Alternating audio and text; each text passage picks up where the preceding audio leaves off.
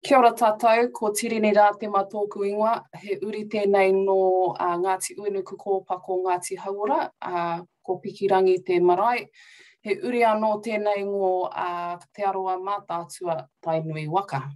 So a very warm welcome to everybody that's joining in our webinar today, Farm Environmental Plans for Lifestylers and Small Farms.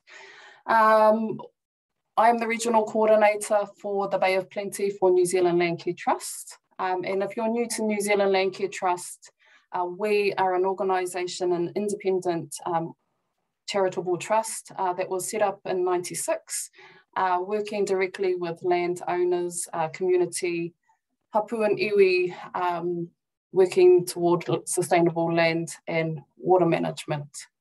I'm going to ask everybody, if you have questions throughout this webinar, to pop them in the chat. We have somebody monitoring our chat box there.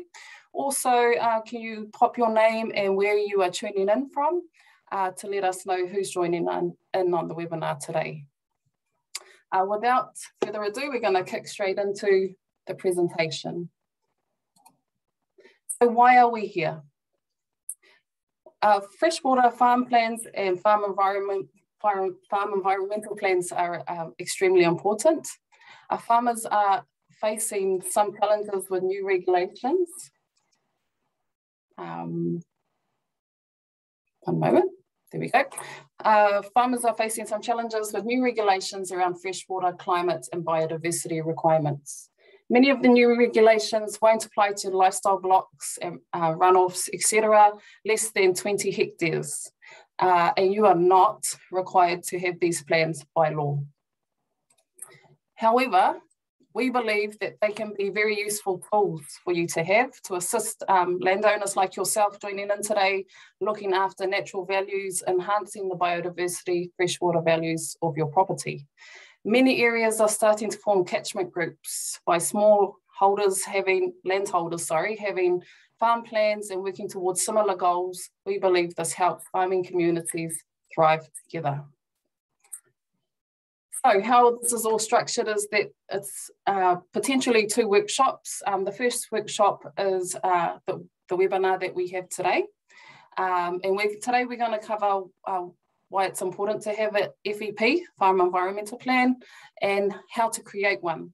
So if you received an email from myself, I had attached the FEP template in there and 2 other attachments. If you have that in front of you today, that's going to be awesome to follow along. Again, you won't need to fill it out, but it's just going to be a really good handy tool to have as we talk through what each component is and why it's relevant and how to complete it. Sorry, just back on the second one. The second part for the workshop, so that's workshop 1. Workshop 2 is around an in-person workshop. So if you see this is extremely valuable for yourself and potentially the neighbours that are around you, your community, we are available to come out and meet in person, COVID friendly, of course, to come and talk to you directly around the benefits of this plan and how to use the tool. So FEPs within larger industries. So here's a snapshot of what other industries are saying about FEPs. So Hort NZ support growers to assess the environmental risks, take action where required and demonstrate progress on environmental objectives. Dairy NZ for our farmers tuning in today. This is a tool that can help you recognise on-farm environmental risks and set out a program to manage those risks. So they also strongly believe in having farmers having an FEP.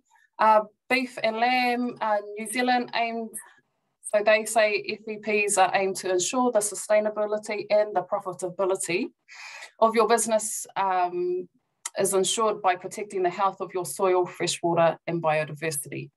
So that's a little snapshot on what some of the other industry have to say around FEPs and the relevance they have to farmers and block owners, and the benefit they can have for you. The ecosystem health. So that's really important. As stated by all three industries in the prior slide, the objective of an FEP is to minimise and manage the impact of our land use on the ecosystem. That includes soil, freshwater and biodiversity. Regardless of how we use the lands, we have an impact. And completing the FEP process helps us consider what we can tweak for an overall outcome. So having healthy soil, freshwater and biodiversity improves the bottom line for the present and for the future. A farm environmental plan is a tool that can help you recognise environmental risks and set out a program to manage those risks. So that's really around prioritising and thinking carefully through the land use activity that you may have currently practicing and the impact that that's having on the environment, and learning a little bit more about how those things can be mitigated, which we'll cover later on in the presentation. So creating your FEP, the plan should not be completed and never referred to. So that's a really big one. These documents are living and they're updated as you move along, and as your practice may change on your property. They're definitely a living document. So with a better understanding of the purpose behind an FEP, it's time we get into it with the presentation.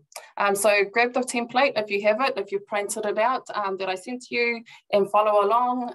Again, there's no need to fill it out, but definitely it's going to be handy for you when you go to refer to it after the webinar.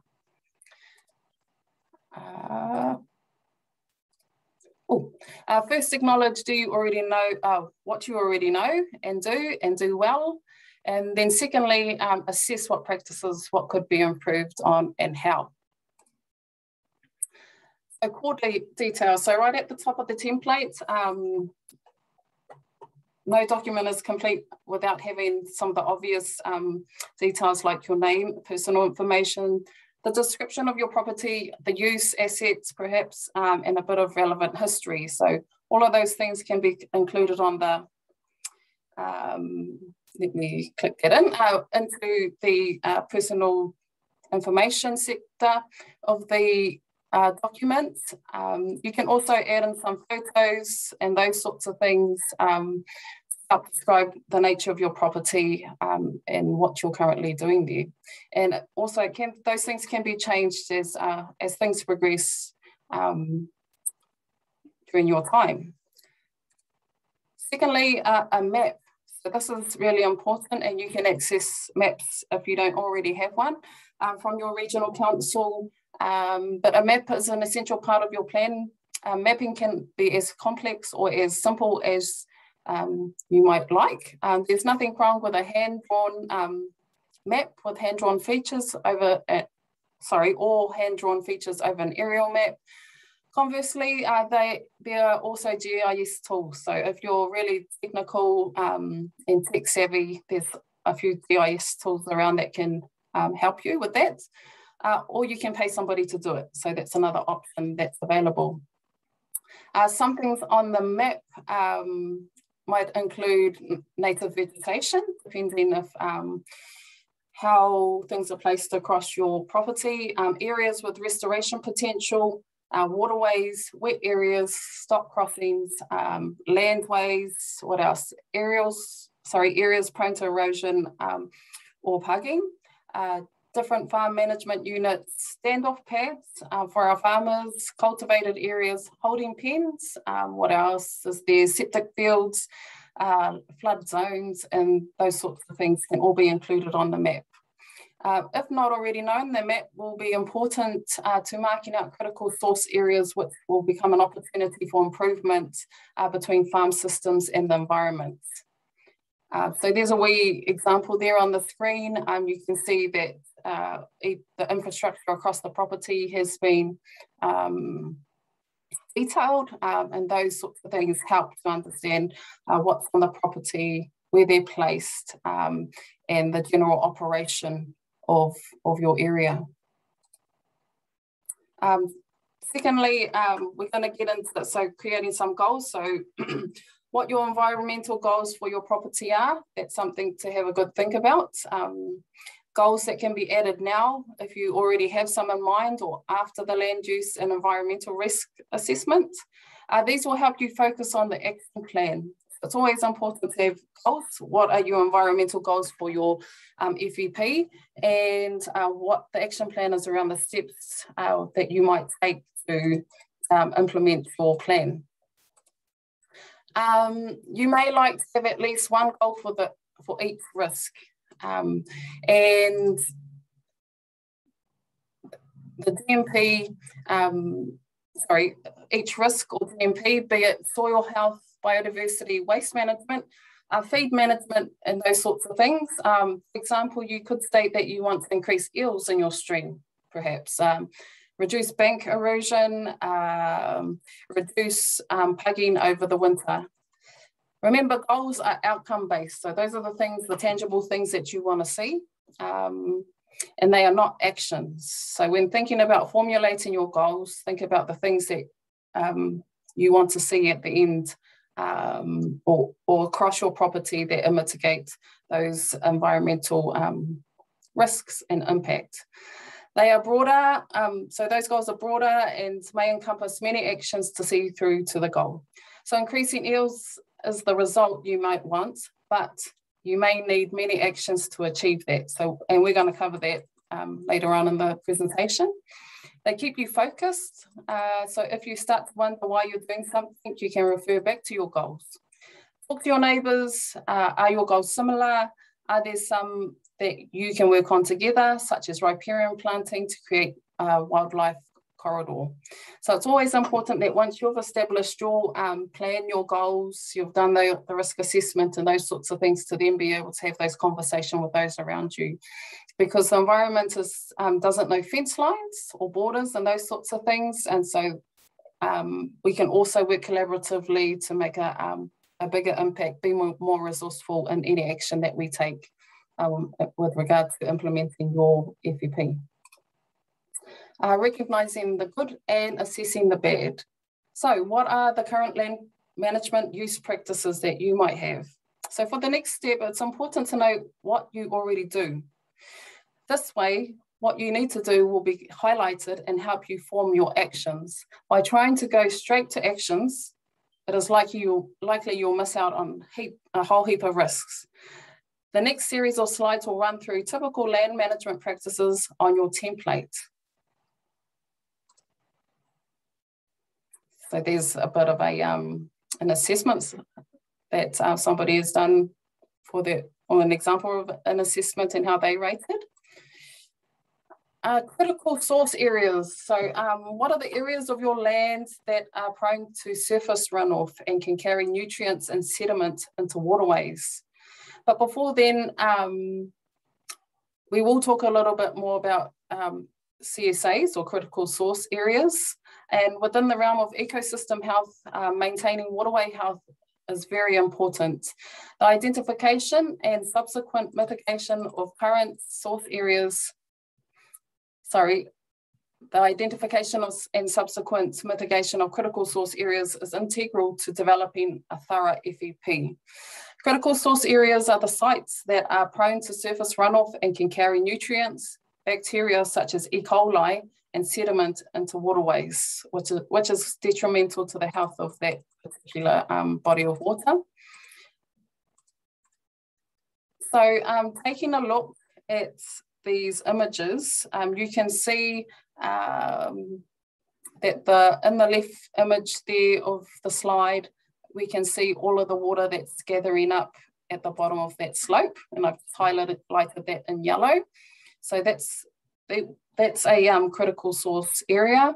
And in the right image there, I've just circled it with a red pen, a digital pen, and that is also an area of runoff where the water is running off the land and into a particular area and sitting there. So that's an easy way to understand what is a CSA. So the impacts of critical source areas. So runoff from critical source areas impacts ecosystem health in numerous ways. And different regions struggle with different challenges based on geology. climate, and predominant land use. The impact on the ecosystem includes sedimentation, which decreases water clarity, increases water temperature, blocks photosynthesis, and damages gills of fish and invertebrates. Nitrogen and phosphorus in excess can lead to nuisance growth of plants and algae, and in extreme concentrations in extreme concentrations is toxic to aquatic animals and human health. E. coli in waterways is an indicator of fecal matter, be it human or animal. Getting into the waterway and is an indicator of the presence of harmful bacteria. So for your on-farm bottom line, the loss of soil and nutrients into waterways is like having holes drilled in a bucket. Nutrients in topsoil are valuable, and their loss is unsustainable for productivity and finances. So you don't want to have that happening on your farm, on your property either. So identifying your CSA. So do you know, a question we can ask ourselves is, do you know where all of these areas are on your property? You are likely to already know them as the part of the paddock that takes ages to dry out, or the raceway that always scours after a good rain. If you can't remember them off the top of your head, after the next big rain, grab your gumboots and a camera and walk out onto your property, recording the critical source areas on a map. So what you want to look out for is, where does the water flow? Will it impact water quality with sediments? Where does the water overflow, perhaps? Does it risk carrying contaminants with it? Where does the water pool? So where does it gather up in pools of water? Slow draining areas, risk pugging, and soil exposure. So those are some of the ways you want to walk around if you're going to head out into a practical approach with your identifying your critical source areas. Those are some of the things you want to be asking when scanning across your property. So where are the areas of sediment loss? So bare earth plus rain plus pathway to water basically equals soil loss and sedimentation. You definitely want to be able to key that into your map and include that on your FEP, Farm Environment Plan. Good management practices. So basically, you'll hear me refer to them as a GMP. Good management practices are the agreed practice techniques that help mitigate various impacts from land use practices. As you go through the process of creating your action plan, it's good to refer to these GMPs for guidance. So these, what we're going to talk about shortly is all around, so once you've assessed your property and you want to, you've set your goals and you're into your action plan around how you can adopt better sustainable land and water management practices, the GMPs are definitely a raft of tools that you want to consider. So we're going to talk a little bit about them in the next few slides. Good management practices focus on stock, winter grazing, cultivation and cropping, erosion, so where are the areas that are eroding across your property, wetlands and riparian margins, biodiversity, fertiliser and nitrogen use, infrastructure, waste management, and fire prevention. We're going to run through a few of these. There is a lot of information to take in, so we've just provided a brief snapshot of each of the main ones.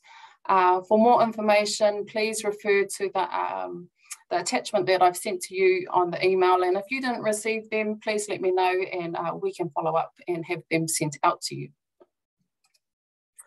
So, stock GMP.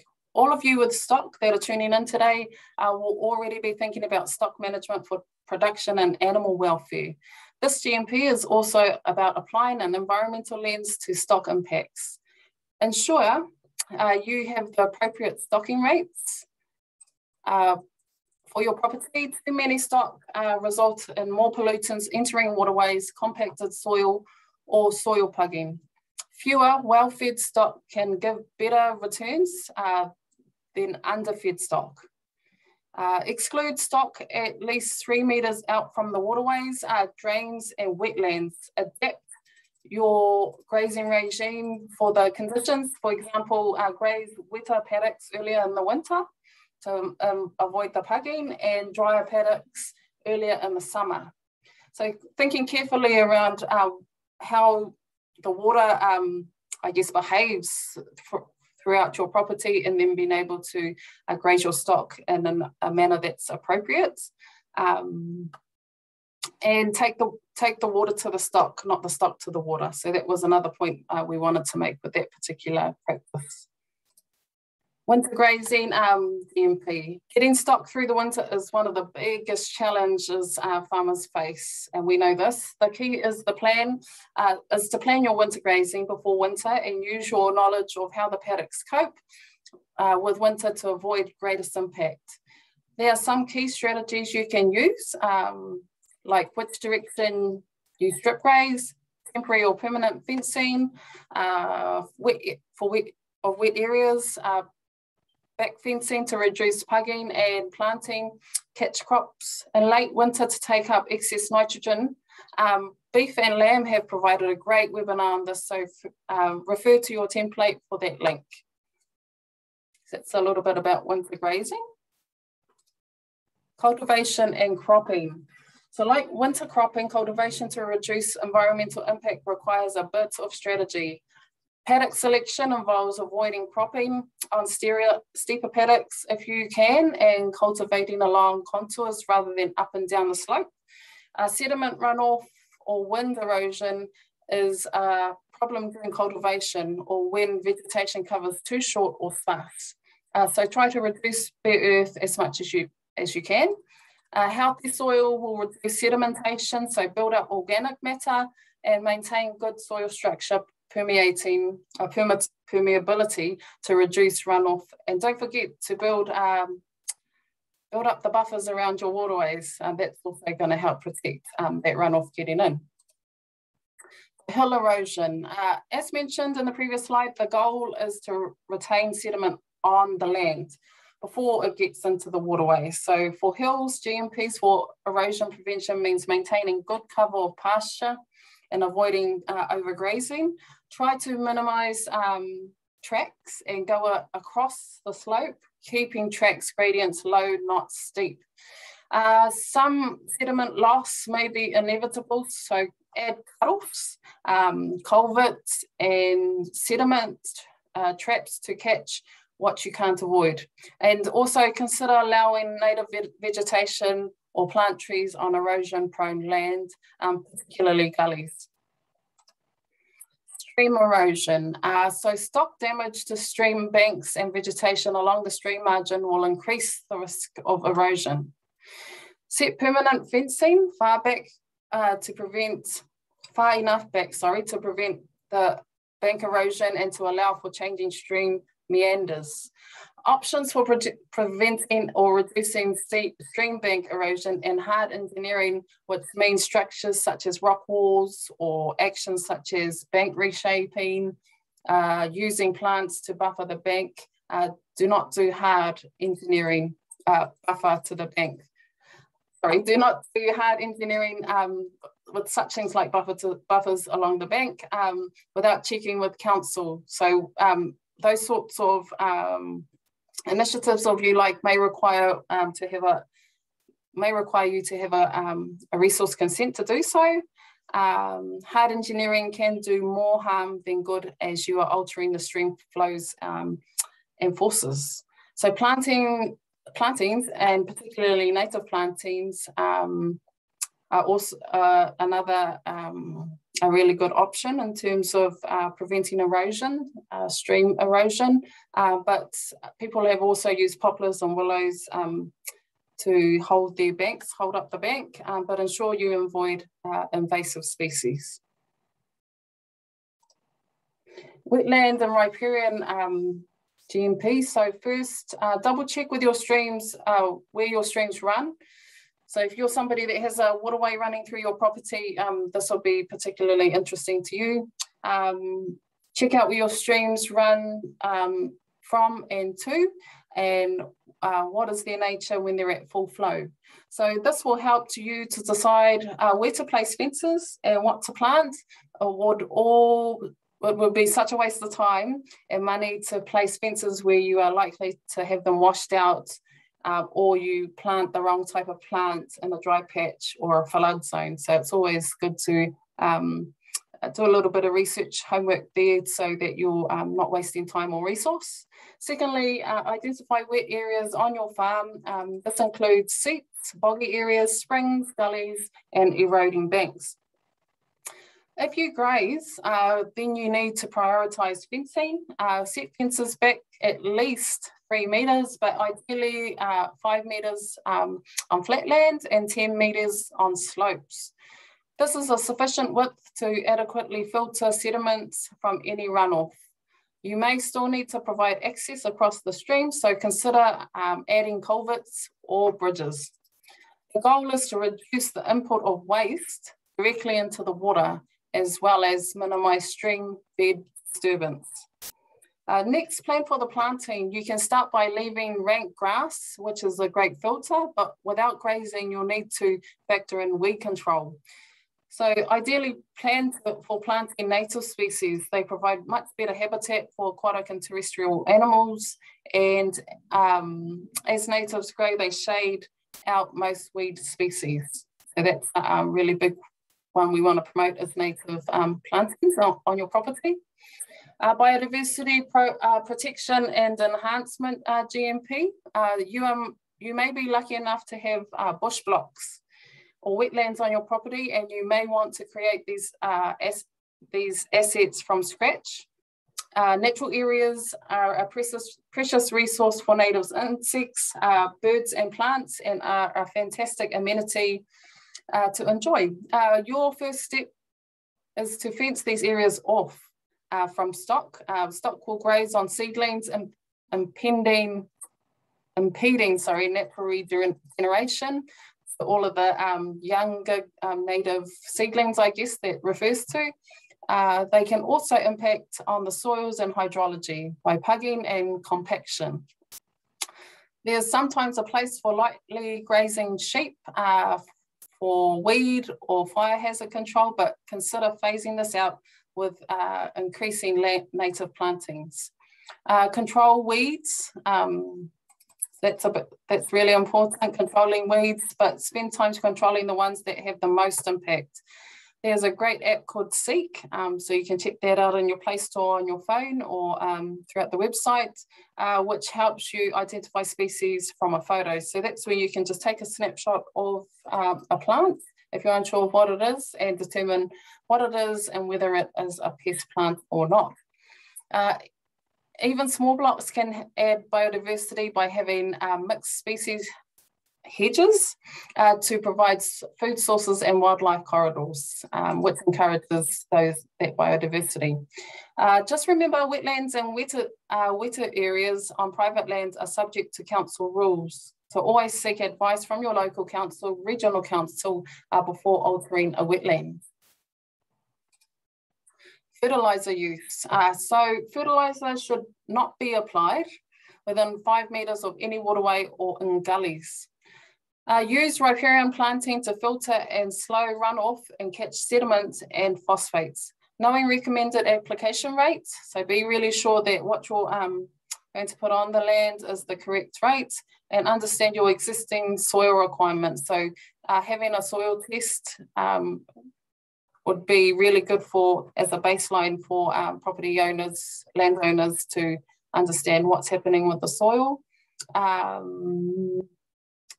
That then will determine what the plants don't need and what will leach into the waterways or into the water table. Infrastructure, so that's more around how things are set up across your property. The built environment can be one of the biggest critical sources of pollutants and sediment. So basically how we set up our property, the infrastructure, can be the biggest contributor to creating pollutants and that leaching into our waterways. Ensure tracks have good camber and drainage. Install bridges and culverts on tracks that go through to waterways, but ensure that these are draining away from the waterway. So those are some other careful details to think through. A failing water system can lead to the release of pathogens and nitrogen to streams, groundwater, and potentially swimming locations. Make sure your septic system and soakage field are well maintained and fit for purpose. Okay, so that's the end of our GMPs. There are a few others which include fire hazards and waste, but we feel that the ones that I've just mentioned, these are a bit more important, and the others are kind of self-explanatory. So we won't cover those today. Your next task on your farm plan, the FEP template that we've sent out to you, is to assess your current practices. So that's what are you already doing against the relevant GMPs that need attention. This assessment will help you formulate your action plan. So you will see that page in your FEP template that we've sent to you and how that assessment takes shape.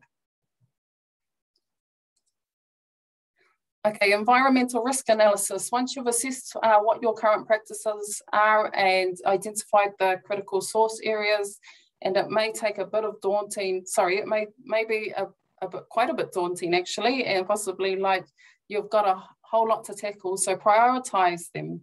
So that's making sure that you tackle the biggest things first and put your attention in that space by assessing the environmental risk and impact. So how important is it? And is it a big risk, I guess, on your property and to the environment around you?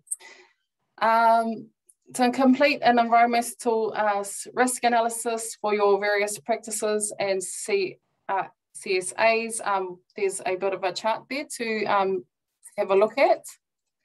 Start by asking, what is the likelihood of the impact occurring, or is it unlikely? So you'll see on the left-hand side of the slide there, it talks about the likelihood of a particular environmental risk taking place across your property.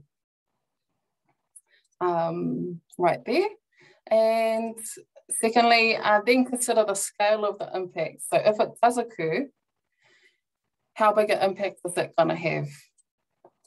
And so that's how that is measured on the chart there. The environmental risk is indicated at the intersection of likelihood and impact. So therefore, from that, completing that task, you're able to prioritize what is the biggest or the first task and so forth that you want to prioritize on your FEP. From there, once that's ascertained, we can start to look at some of the actions that might be necessary to address them. So once you've acknowledged what you know and do already, and perhaps have discovered what could be improved, there's even been the additional step of analysing the level of environmental risk. This should now lead you to identifying what actions that need to be done. Your action plan is now the nuts and bolts, and try to have actions that are achievable in a certain time frame. Some may be broken down further into manageable bites, with other more in-depth plan, for example, a planting project. Try and prioritize the actions so that you don't feel overwhelmed. Sure, ideally critical source areas and practices with a high environmental risk should be higher priority, but ultimately it is a personal choice. It's completely up to you based on time availability, your finances, and is there something else that means that's more important to you. Note that the costs and time frame are the most important estimates to help with prioritization process rather than set in stone. It is a living document, so it's for you to adjust as things progress or if delays are dictated. So next steps.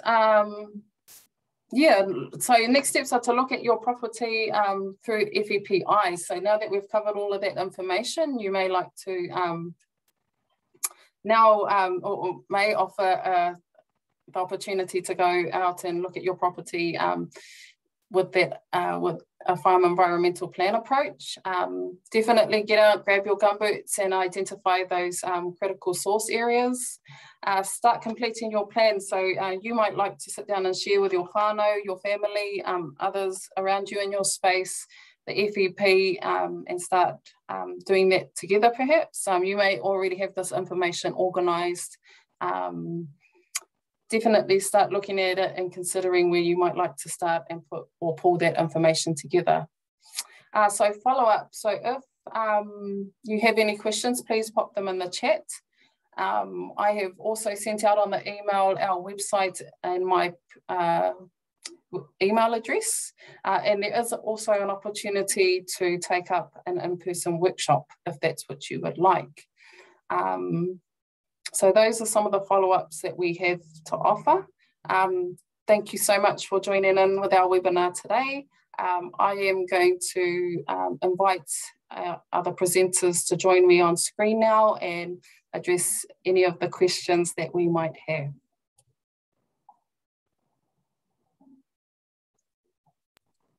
Kia ora, Tireni, thank you so much for inviting me. And I'm here if there are any questions.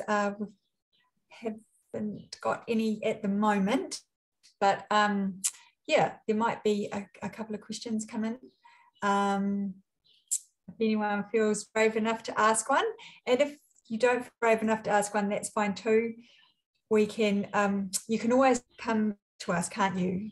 If you think of something, you can always email and go, oh, I should have asked that, and come back in.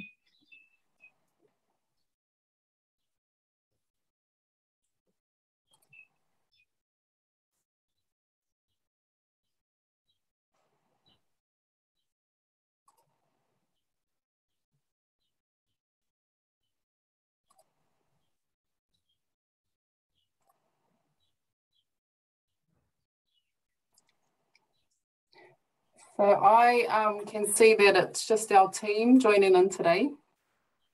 I'm not sure if Tao and Bixie have any questions in relation to the FEP information, but feel free to chuck that in the chat.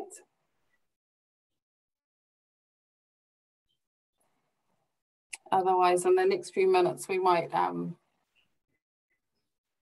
Thanks, Mario. No questions from Mario?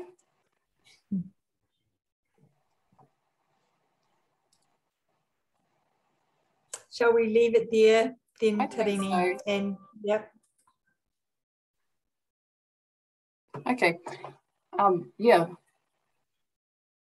Thanks, Bixie. So we will close off here since there's no other questions. And to our team members that joined in today, please feel free to get in touch directly with me via email and have a kōrero if that's something you'd like to do. Otherwise, we can all sign out. A big thank you on behalf of New Zealand Land Care Trust for joining us today. Thank you so much. Thanks, Tireni, you did great.